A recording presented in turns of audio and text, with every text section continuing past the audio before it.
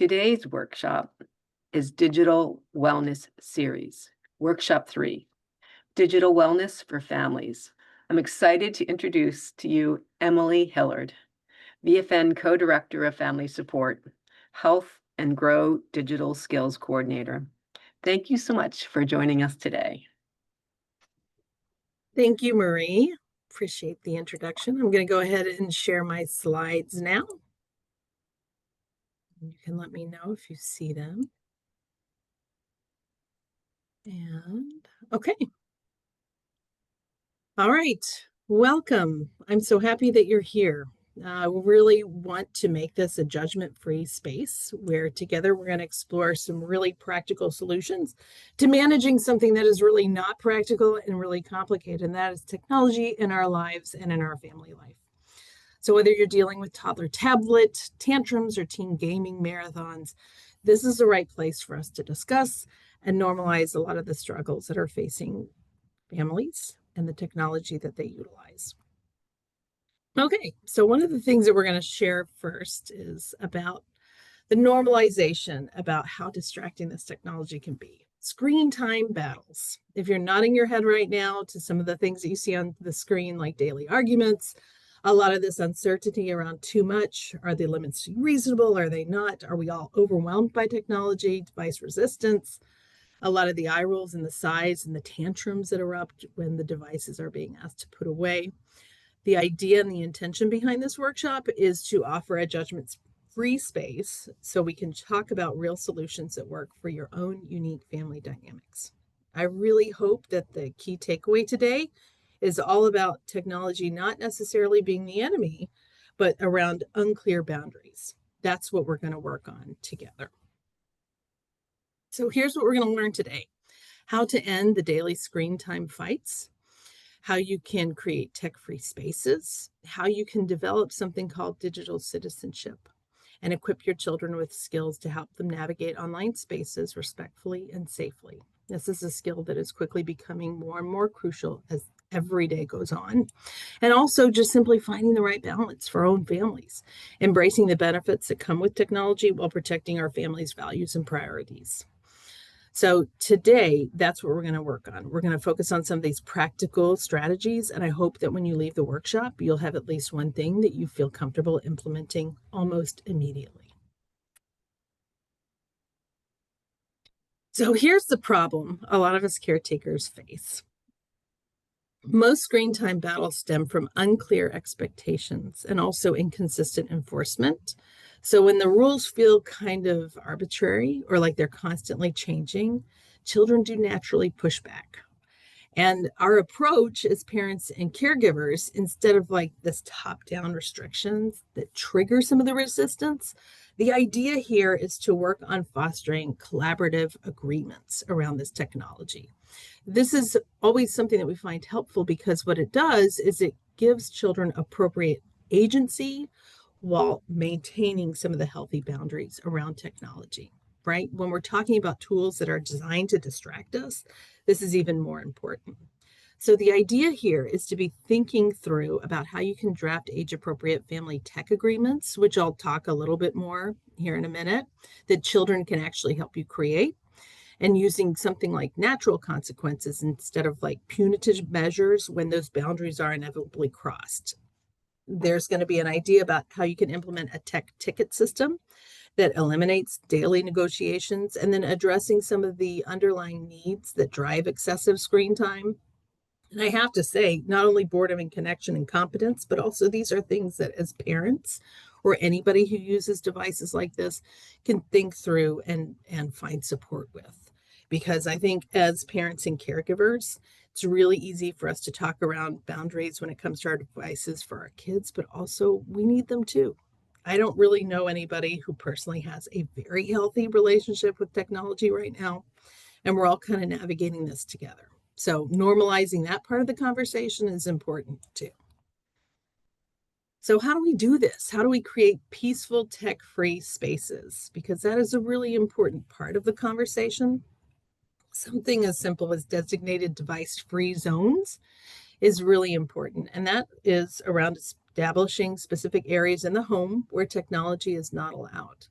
In our home, that's the dinner table and on the top floor of our home, which is where all the bedrooms are. So we don't have any devices that go upstairs, and we don't have any devices that are on the kitchen table. It could look totally different for you and your family, and that's just fine. But research does indicate that device-free bedrooms in particular improves sleep quality and reading time, both things that we want. Also, another idea is to establish tech-free times, implementing regular periods when all family members put the devices away. In our family, that looks like 9 o'clock. That's when all the devices go down for my husband and I. It's 8 o'clock for our kids. An hour before bedtime, during meals, first hour after school. We also have a no device time before school as well, which is kind of a newer limit that we've had to impose. Another idea is to create environmental cues, like using actual physical triggers to signal screen-free activities, like a special tablecloth for device-free dinners, or maybe a family charging station, which I can share a picture of a little bit later, or just the idea of a space for these devices to go. The idea is not to create like a space where everything is restricted. We just want to fill it with instead compelling alternatives, not to compete with the devices, but just to create a difference from the devices. That's the idea.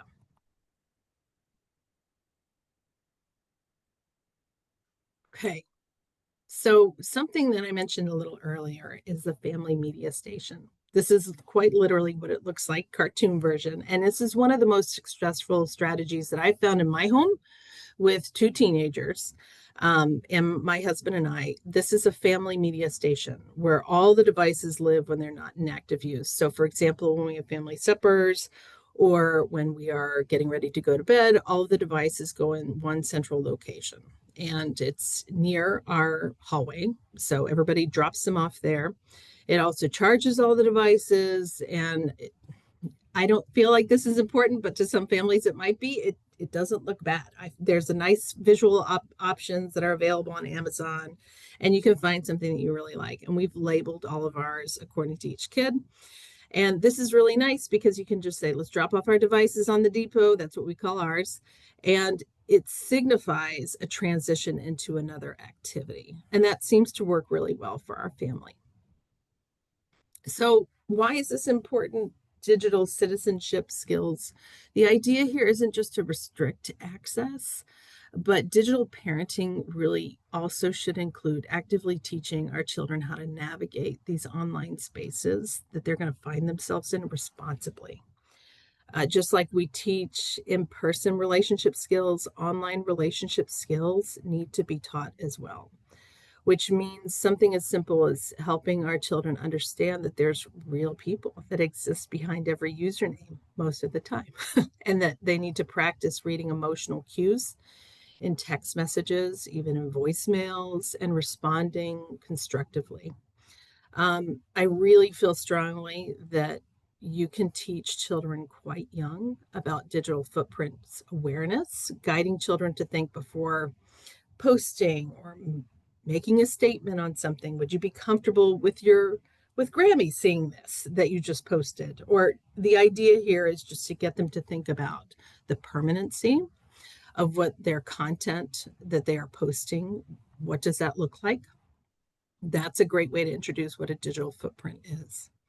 Also, there's critical media literacy, teaching children to question online content using the escape method. I love this method. This is evidence, source, context, audience, purpose, and execution.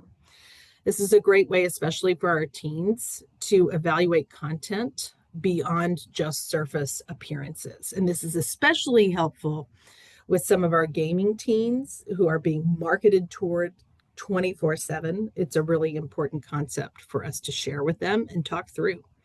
And digital empathy goes hand in hand with digital citizenship because that is practicing perspective taking exercises that help children to understand how these online actions can affect others. How is what you're putting online, how could that affect somebody not only in the next 5 minutes, but perhaps 5 months from now? How could it affect you 5 minutes from now or 5 months from now? Because The idea here is not to get people to practice perfect online behavior because there are no perfect humans. The idea is just to begin to practice reflective habits and be reflective with our children about how this looks. How does healthy communication around technology, what does that look like? How do we practice that? And most importantly, how do we talk about it as a family?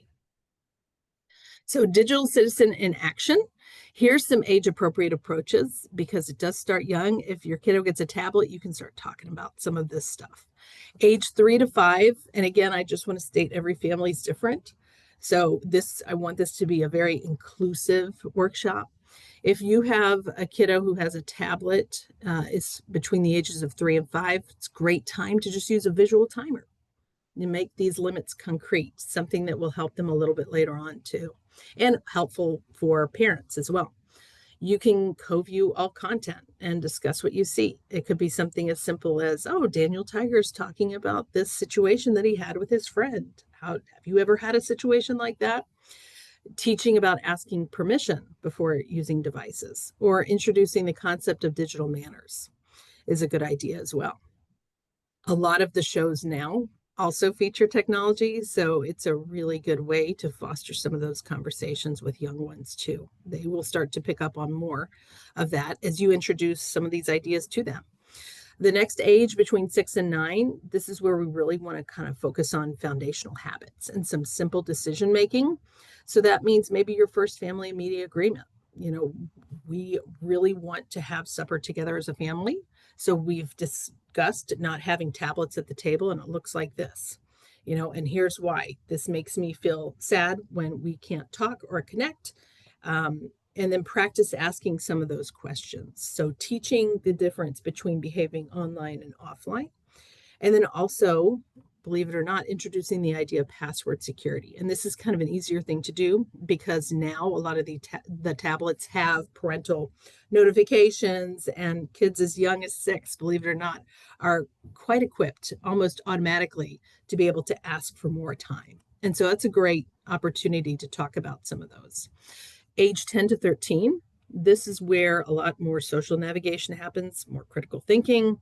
I always get very weary of teens being on social media for so many very good reasons that we just don't have the time to discuss in this presentation. But that doesn't mean that they aren't exposed to other kids who are exposed to social media, YouTube, that kind of a thing. So discussing the dynamics of that before they enter that world is really important. And then again, analyzing advertisements together and influencer content. It is surrounding them all the time, and they're often the last to know how they're being influenced by some of the things that they're watching. So having a chance to practice some of that and have conversations about that, the earlier the better. And then starting to introduce some deeper privacy concepts is also really important. And that's when we talk about the digital footprint and the permanency of what we post.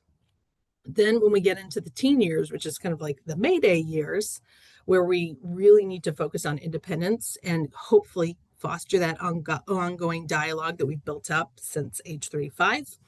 Now we're really hoping to shift from rules, right? There's still rules, but hopefully the idea here is to get to be more conversational and mentoring conversations and discussing the idea of a digital reputation and the future implications of that as people are going off to college or potential first jobs and all sorts of vulnerable positions that they might unintentionally be putting themselves in, addressing something called digital dating and what that looks like. Relationship boundaries and privacy concerns are huge right now.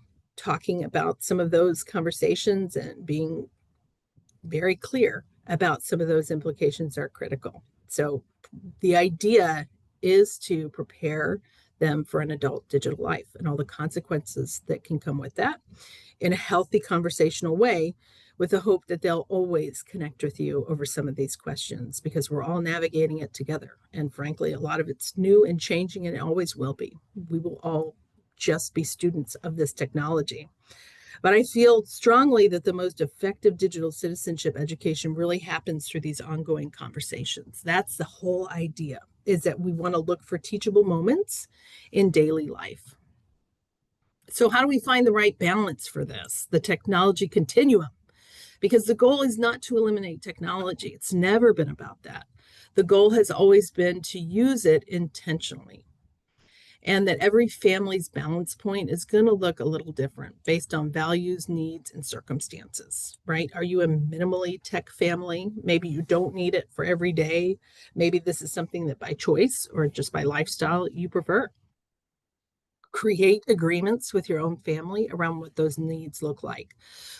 In my family, we happen to be a heavy tech integrated family, which means that both my husband and I rely heavily on technology. It surrounds us, and we have to be very mindful of how much we let technology run our family life. And so for us, this is harder because our balance is not as minimal, and that's something that we're always working on. So as far as like finding a balance, that's really ongoing work, to be honest. It's just one of those constant things where, is my technology matching or mirroring my family values?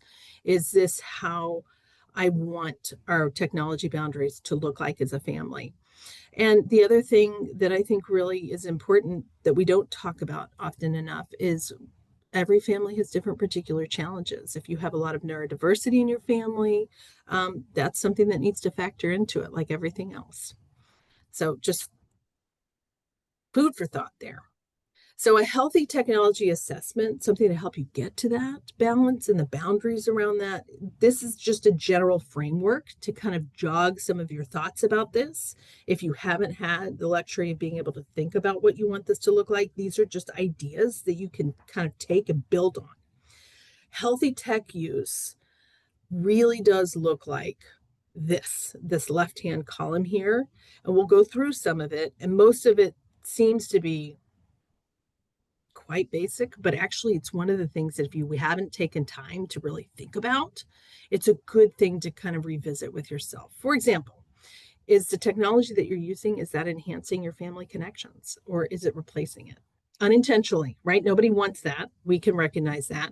Do your digital activities support curiosity or creativity and learning? Can they transition from screens without significant stress? Can you, as a caregiver, do the same thing? Does it interfere with sleep or physical activity or responsibilities? And can family members identify and articulate the technology purpose in specific situations? Digital experiences really should prompt real world conversations and activities. Like that's the hope, right? Is that it can add to and not take from family life. And of course, warning signs that we want to be aware of. Technology creating conflict rather than solving problems. If these screen transitions trigger a lot of emotional dysregulation, that's something we want to be aware of and we want to work to correct. Does it interfere with sleep, physical activity? Are kiddos, or frankly parents, not having a hard time separating from the screens? Are they finding joy in activities that are not related to a screen? Has it become the default activity? Again, unintentionally rather than intentional choice. These are just really important conversations and ideas to have with ourselves and to loop in our families with. Okay, so that being said, the idea here is, again, not to work away from the technology. It's instead to work intentionally alongside our technology, because the technology is not going anywhere. So finding healthy ways to work alongside it is really the best way to go. And how we can do that is through collaborating instead of controlling. So a lot of traditional approaches, especially when smartphones were coming in, they were, really relying on let's restrict, restrict, restrict. And even sadly, a lot of the parental controls were doing that as well, but that's not collaborative. That approach doesn't help children or caregivers. It sets up more conflict. The idea is to kind of build internal regulation skills rather than the external controls, because a lot of times what happens is children become very dependable on the parental controls, and then in a very short 2 or 3 years time, all of a sudden they're going to the first year at college and they have unrestricted device use, and they just haven't had the advantage of being able to build up some of these skills to be able to manage all the distractions that come with that. So the idea is just to think through it as a collaborative approach rather than a controlling approach, and use the controls to help build more collaboration. That's the idea. Because we recognize that there's a lot of benefits to technology, and that intentional use is what we really want to go for, right? That way there's not this, oh, this is forbidden, another thing I can use to rebel. We don't want it to become that kind of a tool. But we also have to be real about what a struggle it is, not just for our kids, but also for us. This is just the modern reality where we're balancing having to work and digital schoolwork and the expectations around that. And the fact that schools are kind of learning as they go, just like us, about what's working and frankly, what's not working. And how do we manage both, right? I think the idea is to recognize and share that perfect solutions, they don't exist. But what we can do is make practical improvements. That is something we can always do because we really want to build up these skills for ourselves, for our families. That's the way we want to approach this. Okay. So going back to spotlighting a little bit of these stages specifically, talking through some of the common challenges that happen for especially our preschool kiddos. There's tablet tantrums when the time is up, or sometimes YouTube rabbit holes, which can be quite dangerous because there's so much inappropriate content, even with the parental controls, I have to say. Screen use can potentially interfere with language development, all that kind of stuff. So the idea here that we're looking for is we really want to harness the power of routines. So young children, we know, just like most of us, thrive on predictability. So maybe visual routine cards showing when devices are used and for how long. This is something that actually I've seen a lot of hospital employees. We're going to use the tablet for this time. We do this thing, and then we'll take the tablet off and we'll do something else. That's a great idea. Or maybe use something called the Grammy rule, where you're scheduling preferred activities like screen time after non-preferred activities. First, we're going to clean up the toys, right? Then we get on to watch Daniel Tiger or something like that. And the idea here is to create a lot of media-rich interactions where you're transforming passive viewing, where it's just always in the background, to more active engagement. That's kind of the idea.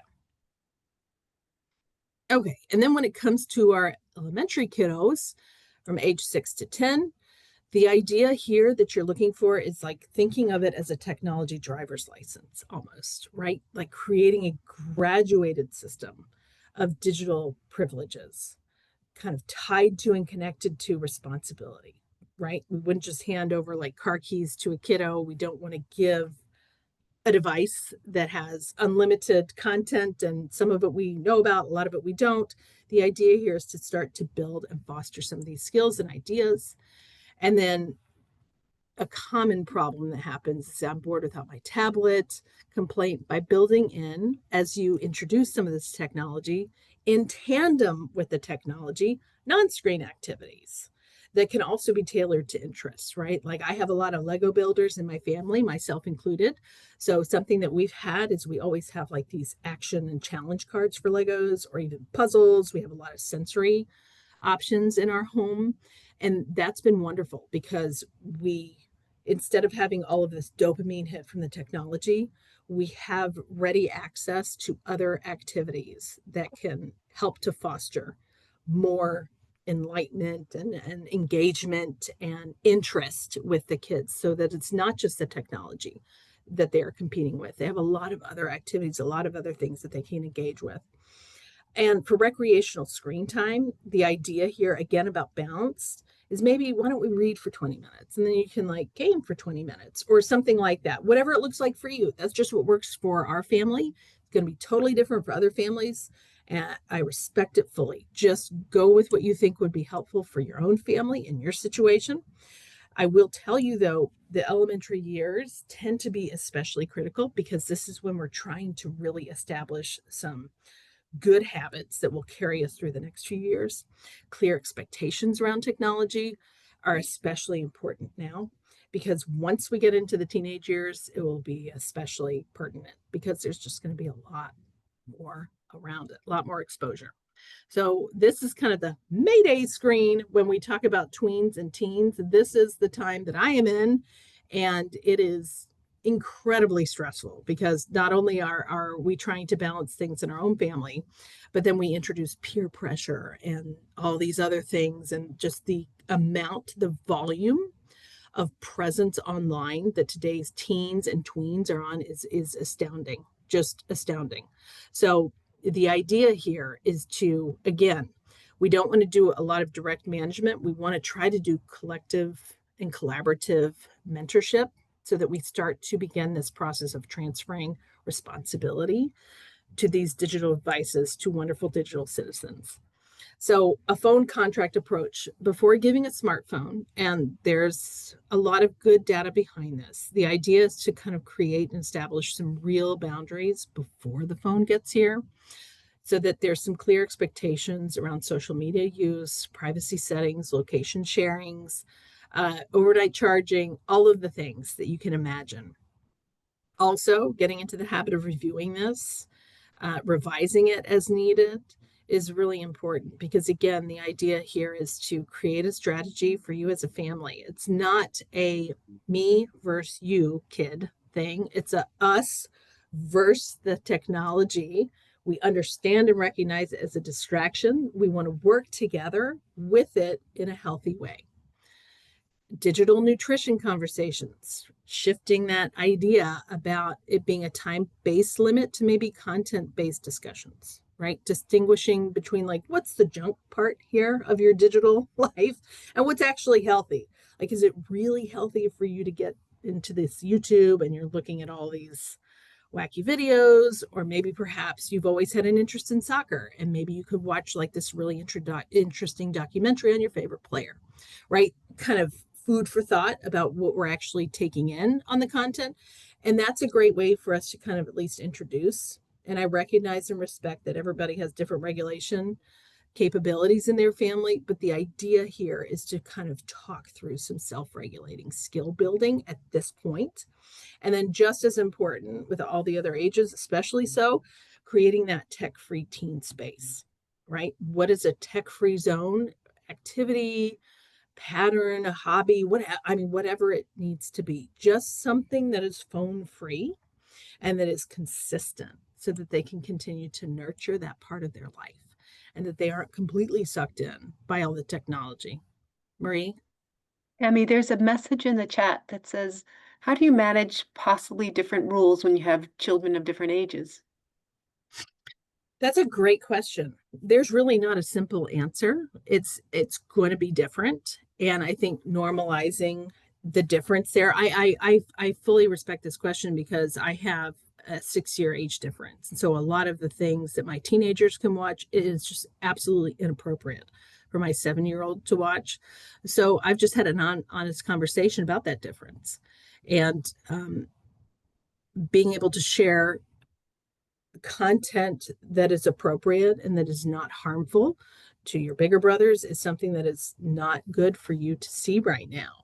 Having those honest conversations, talking about instead what she can involve or finding something that they can do together, and then also acknowledging the separation is something that we have found to be helpful. It's not easy, and I feel like that's a continual struggle, especially as they get to be older and older. I think this is just it's just hard, especially when everybody's in the same house and everybody wants to watch varying differing things on family movie night or that kind of a thing. I've also had a lot of conversations with my oldest kiddos about the things that deeply impacted them when they were their sister's age and vice versa. I've talked a lot. My husband and I have talked a lot about how the content that we watch affects us, right? My children are not on social media, but I think we've done a pretty good job of sharing quite transparently about how sometimes when we are scrolling social media, we'll see something that will just be so jarring that it will affect us all day. Likewise, we could see something that is just so celebratory that we just all of a sudden we're reading all these comments and it's 20 minutes that have gone by and supper's not done. And just kind of talking in general about how the varying layers of distraction and also how these differences are for everybody. I think that's a good place to start. I hope that's helpful. it's just hard. It is just hard. But being honest about the hard, I think, is a great place to start. So, a little note about monitoring.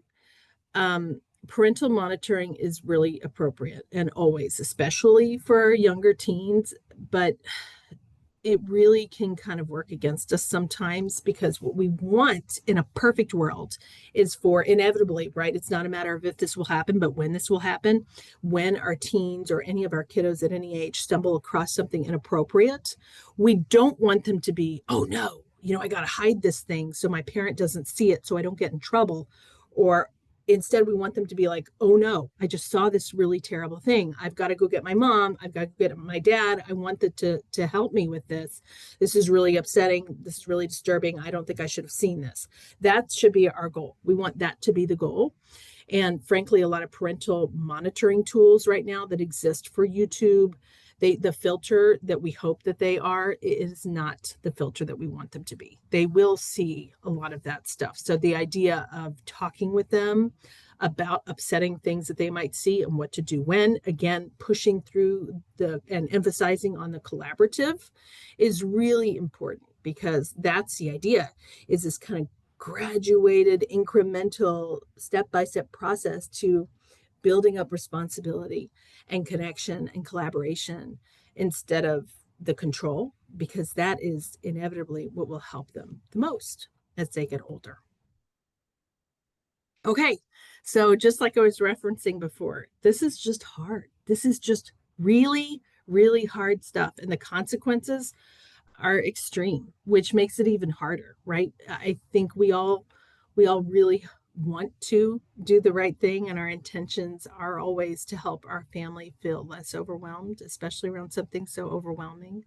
And I just want to encourage everybody who loves someone who is struggling with technology, and that is all of us, that we're kind of all in this digital world together. And it's okay to feel overwhelmed. And let's just remember some of these small things when we do get to be overwhelmed, is that small changes inevitably do lead to bigger transformations. So start small.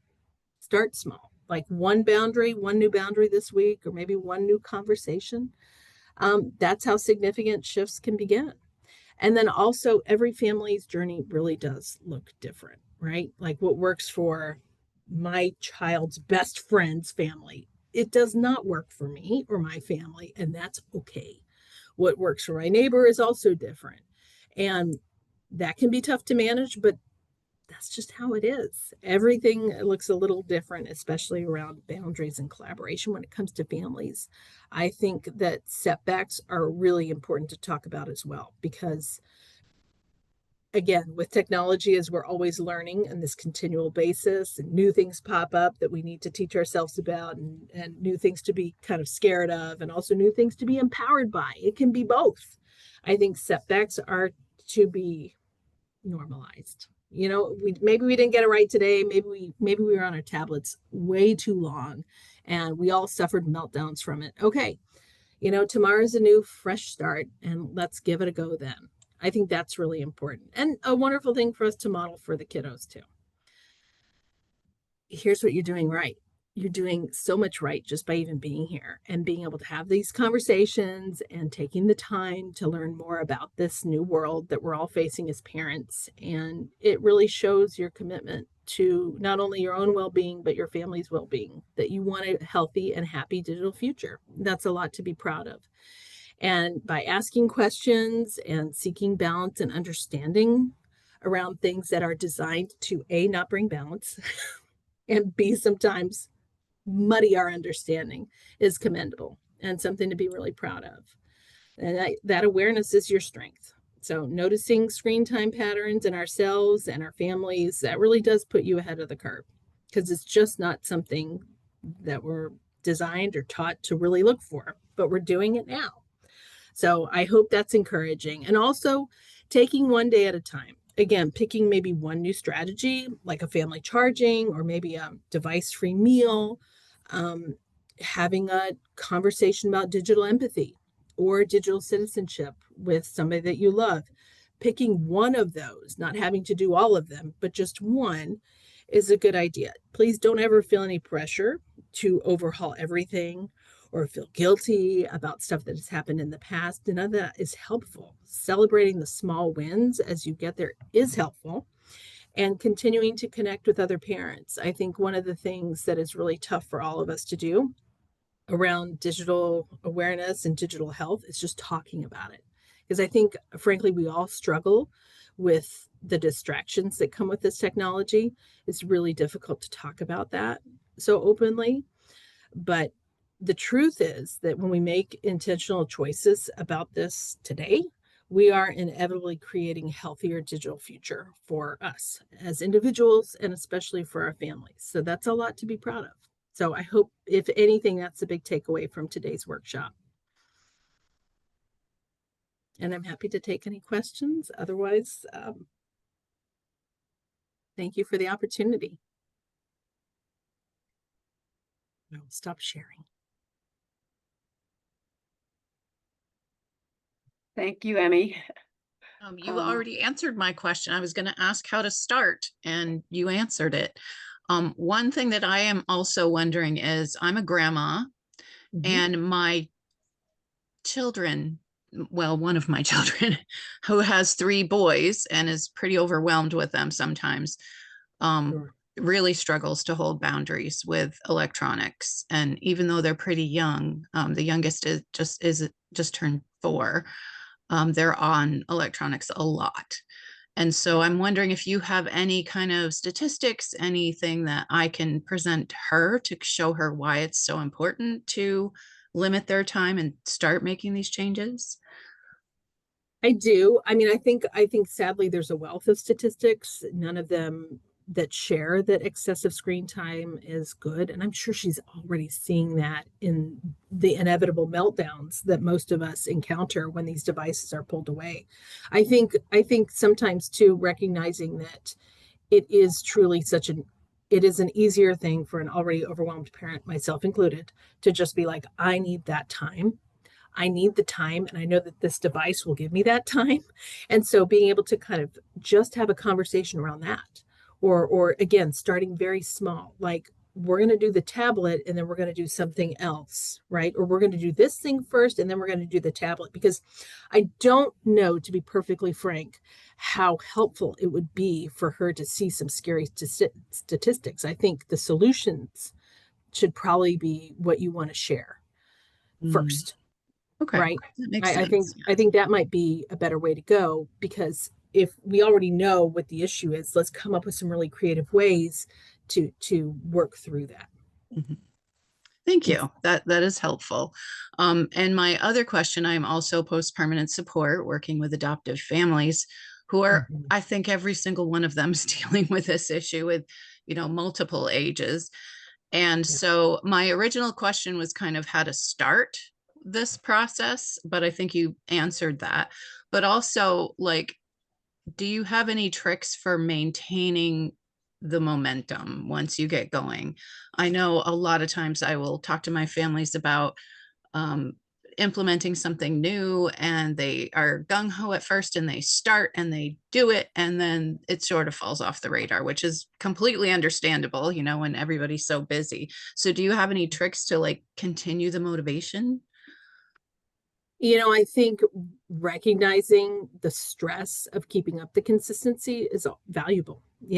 Listen, it's not a matter of if this is going to implode, it's a matter of when it does. And then how do we redirect, right? Because if we have these really high expectations of ourselves and then we get derailed, for example, over Christmas break, it's really hard for us to just be like, I have to go back to this one step way I was doing it, and just building, instead, baking some of that inconsistency into it and expecting some of that is probably a better way to go, and just a more humane way to go, because those high expectations, we put those on ourselves so much, and inevitably it doesn't work out. So and when, instead of addressing it as, and let's do it this way all the time, and when it doesn't work out that way, just try again by step 2 or whatever, or let's go back to a visual schedule, or let's set a timer again, or just baking that into the process to expect that is a really great way to go. That's a great answer. Thank you. Sure. Well, Thank you, Emmy, for sharing such great information. We're going to take a short pause to ask you to complete an evaluation for the workshop so we can make improvements and fulfill our grant requirements. Do you see the link there? If you could just take a few minutes and do that evaluation.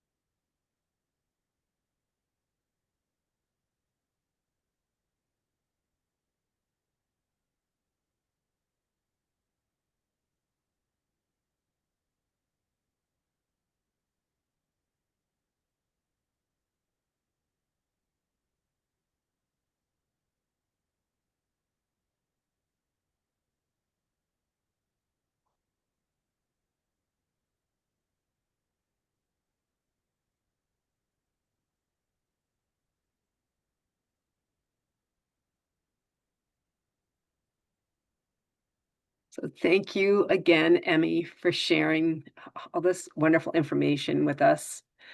We have many more interesting workshops coming up that you can find details about on the homepage of our website, vermontfamilynetwork.org, along with the links to the previously recorded ones. We have tons of information on our website. Getting connected with us is easy. You can follow us on Facebook or join our closed Facebook page if you're a parent. We have 2 closed groups, one for all parents of children with disabilities, special health needs, and one for those with adult children. You can also sign up for our monthly e-news and check out our YouTube channel. We are here to help. Please contact us by phone or email. Thanks again, and have a great day. Thanks, Monica.